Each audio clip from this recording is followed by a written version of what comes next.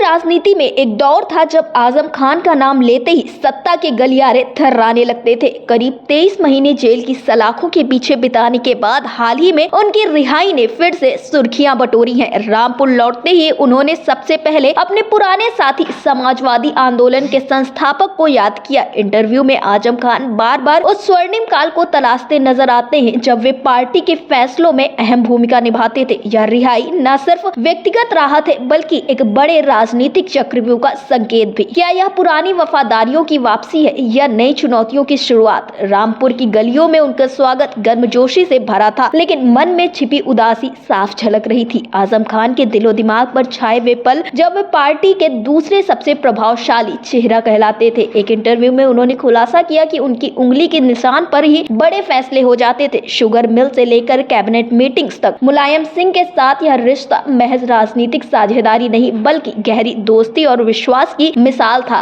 एक बार आजम की पत्नी के इलाज के लिए मुलायम ने निजी तौर पर मदद भेजी, लेकिन आजम ने ठुकरा दी, कहते हुए कि सब मुफ्त हो रहा है। ऐसे किस्से सुनाते हुए आजम भावुक हो जाते। यह दौर था जब उनकी राय बिना सुने कोई मुद्दा आगे नहीं बढ़ता था, लेकिन अब ये यादें क्यों इतनी तीव्र हो रही हैं? क्या यह वर्तमान की तुलना में अतीत की तारीफ है? जेल के दिनों में आजम को लगा कि वे हाशिए पर धकेल दिए गए। कोई बड़ा नेता उनसे मिलने नहीं पहुंचा, जो पहले के दौर से बिल्कुल उलट था। रिहाई के बाद उनके बयान नाराजगी के संकेत देते हैं, खासकर लोकसभा चुनाव में रामपुर सीट पर किसी और को टिकट मिलने से। उन्होंने साफ कहा कि उनकी हार को किसी की जीत ना समझा जाए। हाल ही में उनके द्वारा एक खुलासा किया गया कि रिहाई के बाद यादव परिवार से उनकी बात चाचा से हुई, भतीजे से नहीं। अन्य पार्टियों में जाने की अफवाहें भी उड़ी, लेकिन आजम ने इन्हें खारिज कर दिया। फिर भी उनके शब्दों में थकान साफ झलकती रही। मुलायम के जाने के बाद राजनीति छोड़ देनी चाहिए थी, लेकिन जनता का दबाव रोक गया। यह अलगाव की पीड़ा ही तो है